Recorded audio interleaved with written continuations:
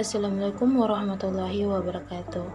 Hai adik-adik, kali ini kita akan belajar tentang kebutuhan dan keinginan nilai mata uang untuk memenuhi kebutuhan sehari-hari.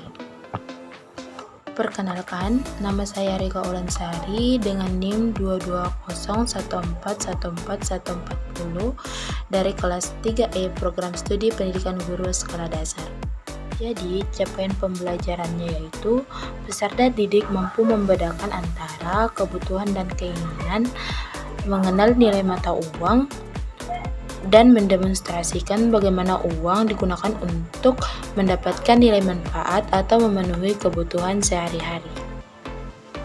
Materi pertama yaitu apa itu kebutuhan. Jadi, kebutuhan atau keperluan adalah segala sesuatu yang dibutuhkan manusia untuk mempertahankan kelangsungan hidup secara alamiah melalui pencapaian kesejahteraan. Di sini kebutuhan terbagi menjadi 3, yaitu ada kebutuhan primer, ada kebutuhan sekunder, dan ada kebutuhan tersier. Kebutuhan primer yaitu kebutuhan paling mendasar dan harus dipenuhi oleh manusia. Contohnya seperti tempat tinggal, makanan, dan pakaian.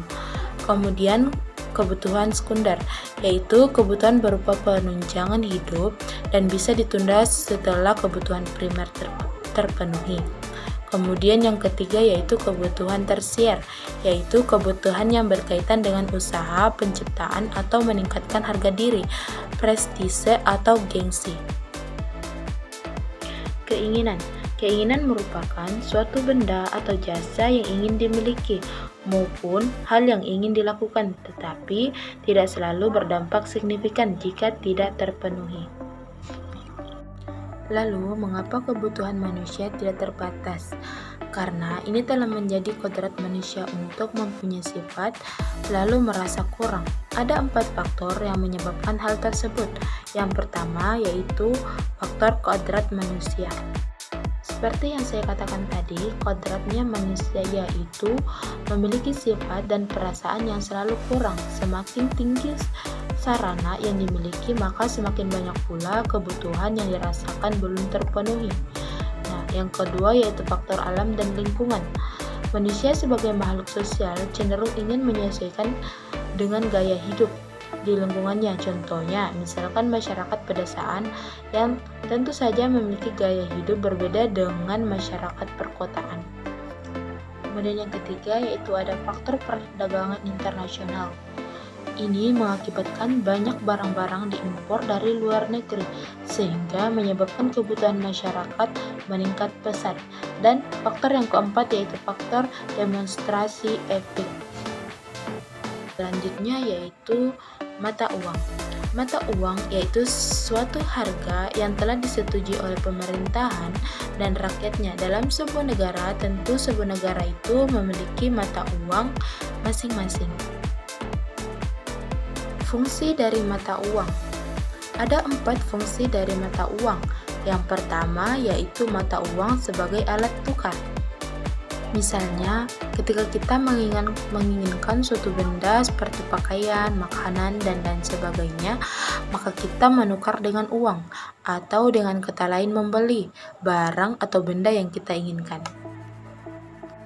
Kemudian, fungsi mata uang yang kedua yaitu sebagai satuan nilai. Misalnya, harga sebuah mainan Rp20.000. Dengan membandingkan harga dan mainan tersebut, kita bisa tahu apakah kita bisa membeli mainan itu. Kemudian yang ketiga yaitu menyimpan nilai. Maksudnya, uang juga bisa disimpan untuk masa depan. Misalnya, jika kita ingin membeli sesuatu yang mahal, kita bisa menyimpan uang dalam tabungan. Kemudian fungsi dari mata uang yang keempat yaitu sebagai alat pembayaran. Maksudnya, jika kita ingin membeli makanan di warung, kita bisa menggunakan uang untuk membayarnya kepada penjual. Jenis mata uang berdasarkan pengelompokannya. Yang pertama, berdasarkan bahan pembuatannya. Ada uang logam dan ada uang kertas. Kemudian yang kedua berdasarkan nilai. Ada bernilai penuh dan ada yang tidak bernilai penuh. Kemudian yang ketiga yaitu berdasarkan lembaga yang menerbitkan, dan yang terakhir yaitu berdasarkan kawasan.